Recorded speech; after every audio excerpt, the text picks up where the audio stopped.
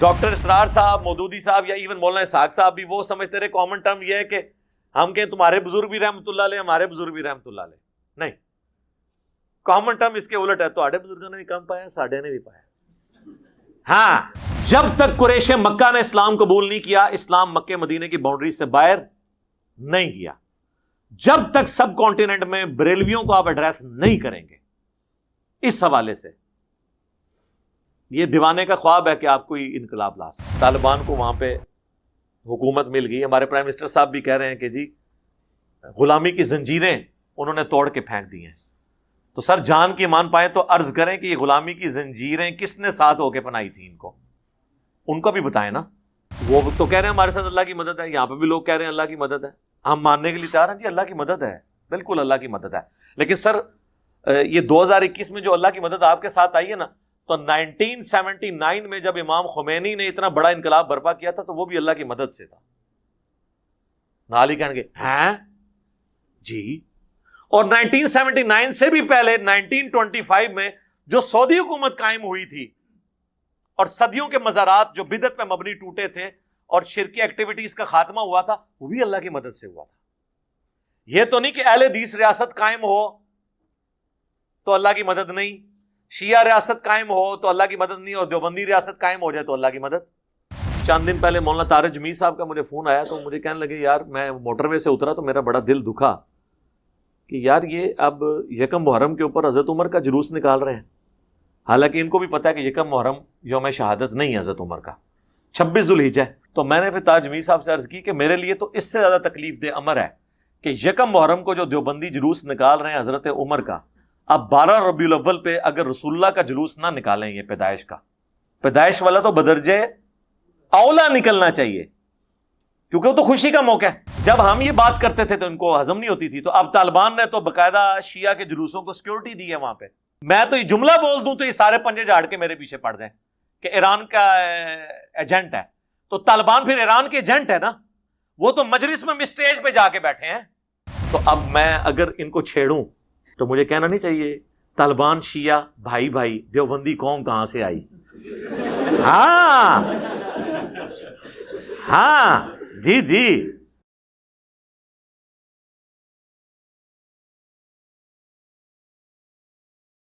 السلام علیکم. لا حول ولا قوة الا بالله حسبنا الله ونعم الوکیل یا حی یا قیوم برحمتک استغیث. اچھا سوالات میرے پاس اس وقت آپ یہ دیکھ لیں جتنا بڑا تھدا آیا ہوا ہے، اس کو ختم کرنے کے لیے بھی شاید 2 دن چاہیے ہوں. تو میں کوشش کروں گا کہ اس میں جو ڈیٹیل طلب سوالات ہیں میں ان کے ڈیٹیل آنسر دوں. باقی میں ورڈکٹ ہی دوں گا صرف. باقی آپ لوگوں میں سے اکثریت کو پتہ ہے جو لوگ ریگولرلی 8-10 سال سے دیکھ رہے ہیں کہ کوئی ٹاپک ایسا نہیں بچا جس پہ میں نے تفصیلی گفتگو نہ کی ہو. الحمدللہ. علی بھائی کیا ہمیں دین کو غالب کرنے کے لیے خلافت کی ضرورت ہے؟ خلافت کی ضرورت اس وقت ہے میرے بھائی جب آپ لوگوں کو مسلمان کر لیں. جس ملک کی اکثریت نماز ہی نہ پڑھتی ہو اس کے اوپر خلافت کا نظام آپ کیوں قائم کریں گے؟ نبی علیہ السلام نے مکے میں خلافت کیوں نہیں قائم کی؟ کیونکہ 125 بندے مسلمان تھے. آپ تو کہیں گے جی پاکستان کے شناختی کارڈ میں تو 22 کروڑ میں سے 20 کروڑ مسلمان ہیں، تو پاکستان کے شناختی کارڈ میں ہے. قرآن میں تو اللہ نے فرمایا وَأَقِيمُوا الصَّلَاةَ وَلَا تَكُونُوا مِنَ الْمُشْرِكِينَ، اور نماز کو قائم کرنا اور دیکھنا مشرکین میں سے نہ ہو جانا.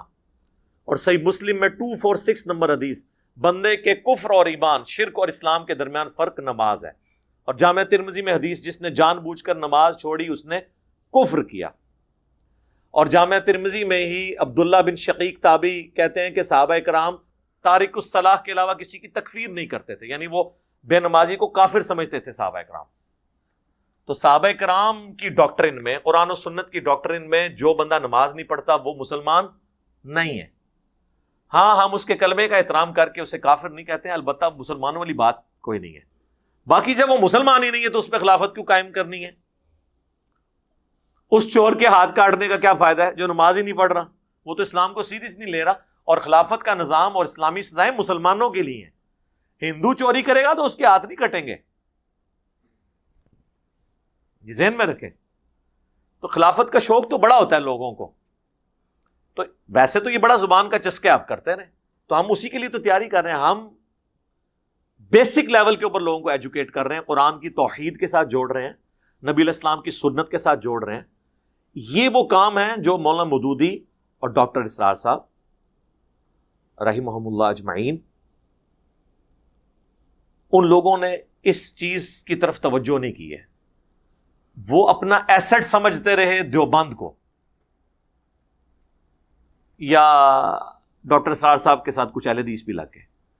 جو میجورٹی تھی یہاں پہ بریلوی، ان کو انہوں نے اگنور کیا.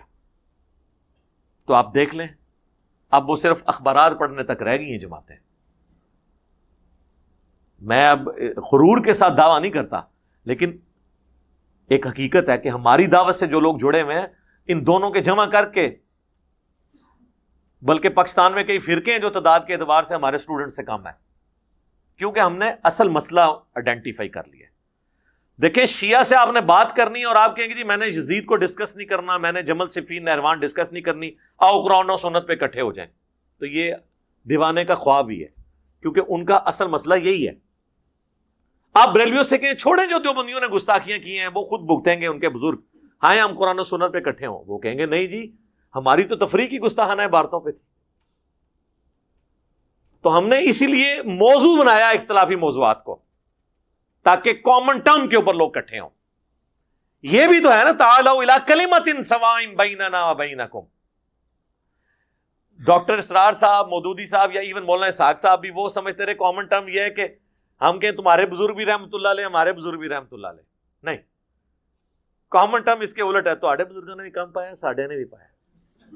ہاں، اور کامن ٹرم یہ ہے کہ ہاں بریلوی جو آپ کہہ رہے ہو نا کہ یہ دیوبندی گستاخ ہیں، ہم آپ کے ساتھ ہیں، انہوں نے گستاخیاں کی ہیں، لیکن آپ کے بزرگوں نے بھی چشتی رسول اللہ پڑھوایا. اگر انہوں نے اشرف علی رسول اللہ پڑھوایا تو یہ کامن ٹرم ہوگی. شیعہ کے ہم ساتھ ہیں کہ حضرت علی کے ساتھ جو زیادتیاں کی ہیں اور ممبروں پر ان پہ لعنت کروائی گئی، بالکل غلط ہوا.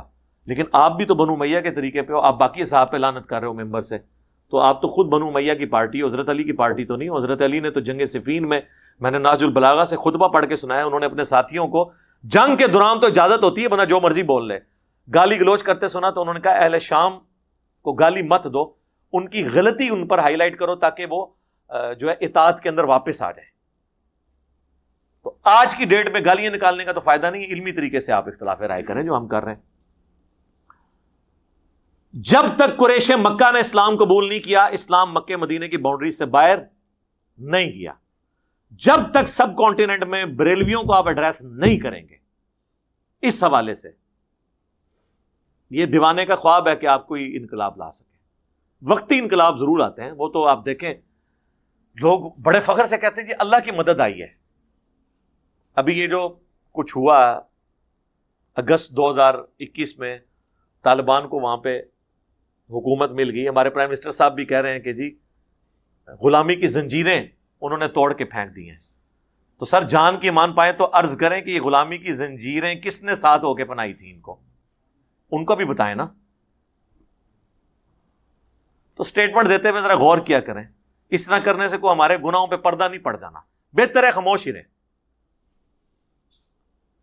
اب وہ تو کہہ رہے ہیں ہمارے ساتھ اللہ کی مدد ہے، یہاں پہ بھی لوگ کہہ رہے ہیں اللہ کی مدد ہے. ہم ماننے کے لیے تیار ہیں جی اللہ کی مدد ہے، بالکل اللہ کی مدد ہے. لیکن سر یہ 2021 میں جو اللہ کی مدد آپ کے ساتھ آئی ہے نا، تو 1979 میں جب امام خمینی نے اتنا بڑا انقلاب برپا کیا تھا تو وہ بھی اللہ کی مدد سے تھا. نال ہی کہیں گے ہیں جی. اور 1979 سے بھی پہلے 1925 میں جو سعودی حکومت قائم ہوئی تھی اور صدیوں کے مزارات جو بدعت پہ مبنی ٹوٹے تھے اور شرکی ایکٹیویٹیز کا خاتمہ ہوا تھا، وہ بھی اللہ کی مدد سے ہوا تھا. یہ تو نہیں کہ اہل حدیث ریاست قائم ہو تو اللہ کی مدد نہیں، شیعہ ریاست قائم ہو تو اللہ کی مدد نہیں، اور دیوبندی ریاست قائم ہو جائے تو اللہ کی مدد. یا تینوں کو اللہ کی مدد مانے، یا ہماری طرح اس کا فیصلہ آخرت میں ہونے دیں کہ کون سی اللہ کی مدد کے ساتھ ہوا ہے اور کون سی دنیاوی کامیابی ہے. آپ پلیز آپ اس معاملے میں نہ پڑیں. باقی ہم ویلکم کہتے ہیں. میں کہتا ہوں یہ اس وقت کے جو طالبان ہیں، مجھے تو لگ رہا ہے کہ ہماری ویڈیوز ہی دیکھ کے کوئی نارملائز تو نہیں ہوئے ہوئے. وہ تو باتیں ساری وہی والی کر رہے ہیں. ہم دیوبندیوں کو جب کہتے تھے کہ یار شیعہ کو بھی حق ہے کہ وہ اپنا جلوس نکالیں، میں تو ویسے پبلک گیدرنگز کے خلاف ہوں جو روڈ بلاک کر کے ہوں، لیکن اگر کنٹرول انوائرمنٹ میں میلاد کا جلوس نکالنے کی اجازت ہے تو 10 محرم کا بھی نکالنے دیں ان کو. میں شرعی طور پہ اس کے جائز ناجائز ہونے کا فیصلہ نہیں کر رہا ہوں. اب تو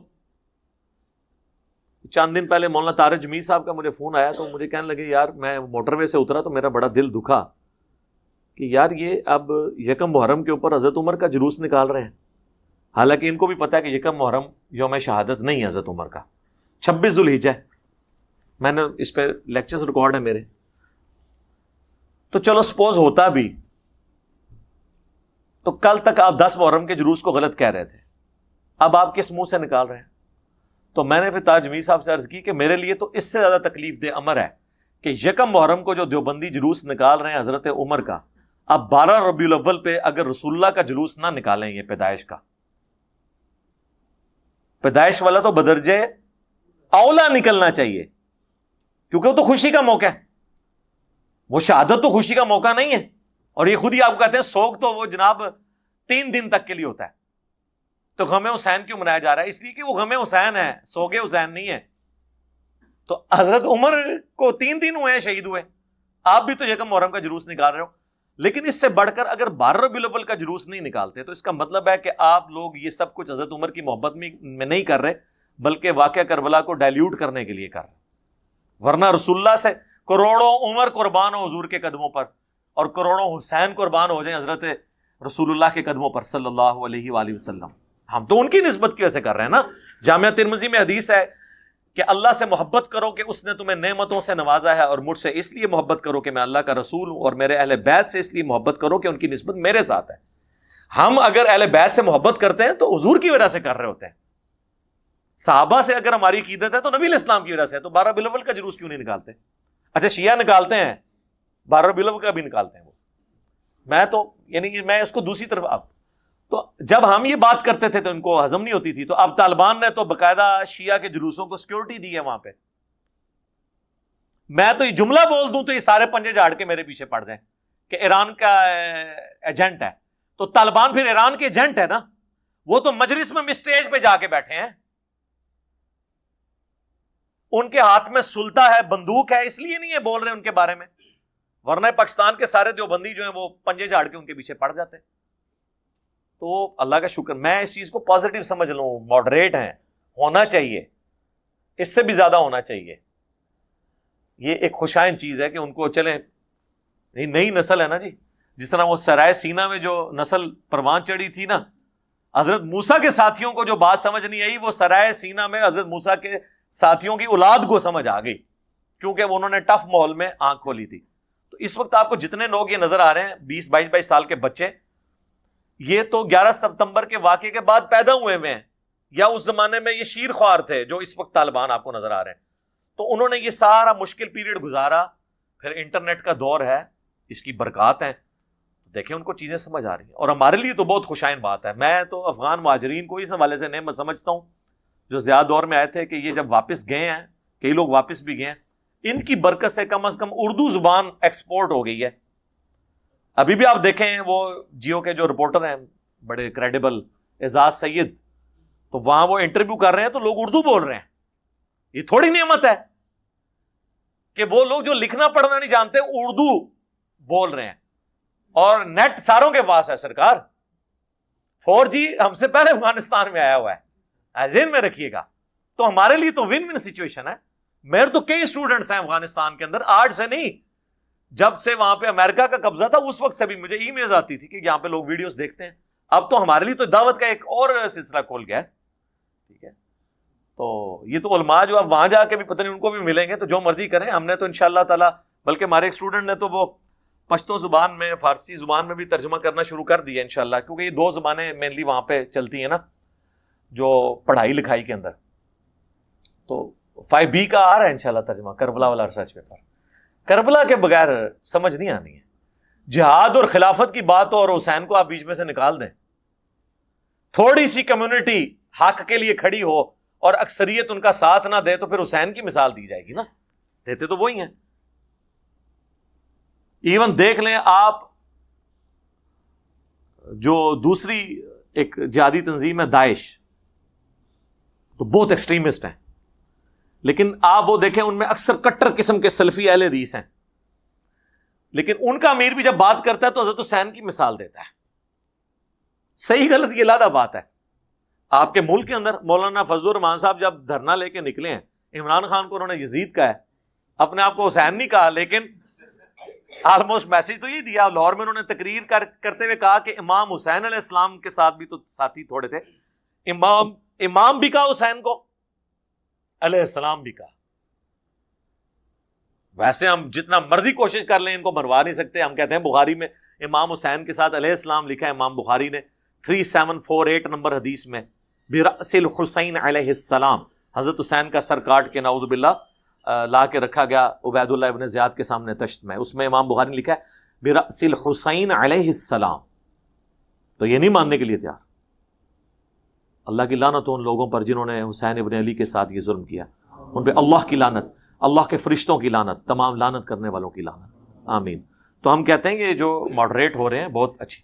تو اب میں اگر ان کو چھیڑوں تو مجھے کہنا نہیں چاہیے طالبان شیعہ بھائی بھائی دیوبندی قوم کہاں سے آئی. ہاں جی یہ تو کہتے تھے نا وہ، آپ کو پتا نا وہ بریلوی نعرہ لگایا کرتے تھے نا، شیعہ سنی بھائی بھائی دیوبندی قوم کہاں سے آئی. اب یہ نعرہ بدل دیں، اب آپ کہیں طالبان شیعہ بھائی بھائی دیوبندی قوم کہاں سے آئی. یہ سارے فضل الرحمان صاحب بھی مبارکباد کا خط لکھ رہے ہیں ان کو، مفتی تقی عثمانی صاحب بھی خط لکھ رہے ہیں. تو خالی خط لکھ رہے ہیں، ان کے اس جیسچر کو فالو نہیں کریں گے آپ. یہاں تو ابھی بھی کئی علاقے ہیں جہاں سے شیعہ کے جلوس گزرتے ہیں تو یہ اوپر سے ان کے اوپر گرم پانی پھینکتے ہیں، پتھر مارتے ہیں، ٹھیک ہے جی، مرچیں پھینکتے ہیں ان کے اوپر. یہ تو ابھی رد الفساد اور یہ ضرب عضب کی برکت کے بعد معاملات کچھ کنٹرول ہوئے ہیں، ادروائز آپ کو پتہ یہ کیا کچھ نہیں ہوتا رہا یہاں پہ. تو کم از کم طالبان سے آپ یہ تو سیکھ لیں. تو ہمارے لیے تو ون ون سچویشن ہے. ہم کہتے ہیں کہ جتنے بھی یہ معاملات اس وقت دنیا میں آ رہے ہیں انشاءاللہ تعالی بہتری کی طرف ہی گامزن ہوں گے. اور ان چیزوں میں یہ چیزوں کو بھی ذرا نوٹ کیا کریں کہ وہ کس طریقے سے گڈ جیسچر دے رہے ہیں، کہ مجلس میں جا کے وہ بیٹھے ہوئے ہیں، ٹھیک ہے جی، جلوسوں کو وہ پروٹیکشن پرووائڈ کر رہے ہیں. ان کو نہیں پتا کہ یہ کیا چیزیں ہو رہی ہیں، لیکن ان کو بھی حق ہے جی. دنیا میں ہر انسان کو جینے کا حق ہے، آپ اس سے اس کے جینے کا حق نہیں چھین سکتے. یار اللہ بھی تو کافروں کو پال رہا ہے نا. دنیا میں مسلمان کتنے ہیں؟ 20% بھی نہیں ہوں گے، باقی 80% تو کافر ہیں. تو ان کو اللہ تعالیٰ نہیں کیا رزق دے رہا. باقی ہمارا کام صرف دعوت ہے. تو اس میں جو لکھا ہے امام مہدی کی تیاریاں، امام مہدی تو کبھی سے، امام مہدی کے اوپر ہی تو پوری امت سوئی ہوئی ہے اتنے عرصے سے. تو کہہ رہے ہیں مہدی آئے گا وہ کام کرے گا، اسی فی الحال اپنی دنیا داری کر لئیے. مہدی جب آئیں گے تو دیکھی جائے گی. اور یہ جو ہمارے بعض جو واعظین ہیں وہ امت کا خون گرمانے کے لیے ذرا سی طالبان کی کوئی چھیڑ چھاڑ شروع ہو تو وہ فوراً امام مہدی کی خراسان شروع کر دیتے ہیں. انڈیا میں چھیڑ چھاڑ شروع ہو تو غزوہ ہند شروع کر دیتے ہیں. خدا کے لیے جب معاملات ہوں گے نا اسی وقت پتہ چلے گا، ورنہ یہ پہلے وقت سے نہیں پتہ چل سکتا جب تک وہ معاملات سامنے نہ آ جائیں. یہ ذہن میں رکھیے گا. پہلے تو صحابہ کو نہیں پتہ چلا جنگ جمل کیوں ہار گئے تھے حضرت علی کے مخالفین، کہ وہ عمار ابن یاسر کو جب دیکھتے تھے نا حضرت علی کے گروہ میں تو ان کو حدیث یاد آتی تھی کہ صحیح بخاری اور مسلم دونوں میں حدیث ہے کہ عمار کو ایک باغی جماعت قتل کرے گی، عمار انہیں اللہ اور جنت کی طرف بلائے گا، وہ جماعت دوزخ کی طرف بلا رہی ہوگی. تو وہ ڈر جاتے تھے کہ حضرت علی کی جماعت جنت کی طرف بلا رہی ہے اور ہماری جماعت دوزخ کی طرف. تو کئی لوگ تو اس وجہ سے جنگ چھوڑ جاتے تھے. ان کو بھی نہیں پتا تھا کہ حضرت عمار ابن یاسر نے جمل میں شہید نہیں ہونا، صفین میں ہونا ہے. لیکن جمل والے بھی کانفیڈنس لوز کیے ہوئے تھے. علم غیب تو نہیں تھا اس زمانے میں ہوتا، عین ممکن ہے کہ جنگ جمل میں بھی حضرت عمار شہید ہو جاتے. تو اگر صحابہ کو اپنے زمانے میں معاملات کی اس طریقے سے سمجھ نہیں آئی تو آج کس طرح کوئی کر سکتا ہے؟ ہاں ماضی میں آپ دیکھ سکتے ہیں، آج کی ڈیٹ میں ہم جنگ جمل کے بارے میں ڈیسائیڈ کر سکتے ہیں کہ اس دور اس جنگ کے اندر حضرت عمار شہید نہیں ہوئے، تو یہ اسپیسیفکلی باغی ان کو کہا گیا، جنگ صفین والوں کو. حضور علیہ السلام کے زمانے میں کئی ایک پریڈکشن ہے کہ تم جو ڈھال کہ چہرے کی مانند جو لوگ ہیں ان کے ساتھ جنگیں کرو گے، تاتاریوں کے ساتھ. وہ تاتاریوں کے ساتھ جنگیں تو پھر 400-500 سال کے بعد ہوئی ہیں. تو آپ کو بخاری مسلم میں یہ تو ملے گا، لیکن اس وقت تک تو یہ کلیئر نہیں تھا کہ یہ کس زمانے میں ہے. آج ہم بتا سکتے ہیں کہ یہ حدیثیں کب فٹ ہوتی ہیں، وقت سے پہلے نہیں، وقت کے بعد.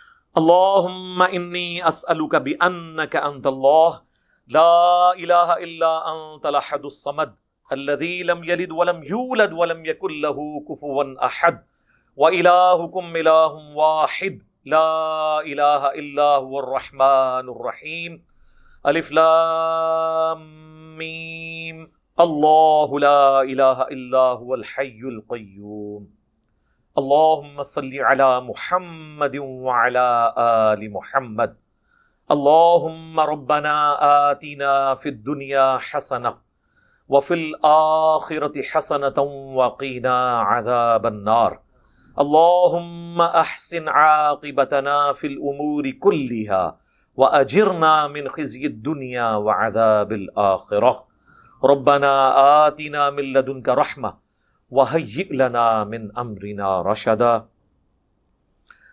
اے اللہ ہماری، ہمارے ماں باپ کی، ہمارے بیوی بچوں کی، پوری امت کی تمام دینی، دنیاوی، جسمانی، روحانی، ظاہری، باطنی پریشانیاں، تکلیف، مصیبتیں، دکھ، درد، بیماریاں، دشواریاں دور فرما.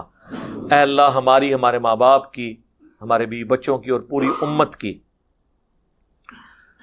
تمام پریشانیوں کو اے اللہ دور فرما کے آخرت میں ان کے عوض اجر عظیم عطا فرما، صبر اور استقامت نصیب فرما. اے اللہ ہمارے ملک پاکستان کی خیر فرما، اندرونی اور بیرونی خطرات سے محفوظ فرما، پورے عالم اسلام کی خیر فرما. اے اللہ پاکستان، افغانستان، عراق، چائنا، فلسطین، شام، جہاں کہیں بھی مسلمان تکلیف میں، اللہ ان کی تکلیف کو دور فرما.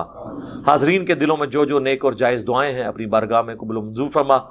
جتنے لوگ بھی اس دعوت سے جڑے ہوئے ہیں اللہ ویڈیوز دیکھیں گے، اللہ تمام کے دلوں میں جو جو نیک اور جائز دعائیں ہیں اپنی بارگاہ میں قبول و منظور فرما. اے اللہ جن جن بھلائیوں کا سوال تیرے محبوب صلی اللہ علیہ وآلہ وسلم نے تجھ سے کیا، ہمارے حق میں، ہمارے ماں باپ کے حق میں، ہمارے بیوی بچوں کے حق میں، پوری امت کے حق میں قبول و منظور فرما. اور جن جن چیزوں کے شر سے تیرے محبوب علیہ السلام نے تیری پناہ طلب کی، ہمیں، ہمارے ماں باپ کو، ہمارے بیوی بچوں کو، پوری امت کو ان چیزوں کے شر سے اپنی پناہ عطا فرما. اے اللہ حاضرین کے دلوں میں جو جو نیک اور جائز دعائیں ہیں قبول فرما. حاضرین کے گھر والوں میں جو کوئی بیمار ہیں انہیں شفا عطا فرما. حاضرین کے اے اللہ جو چھوٹے بڑے رشتہ دار فوت ہو چکے، جتنے بھی مسلمان آج تک فوت ہوئے، اے اللہ ان کی مغفرت فرما.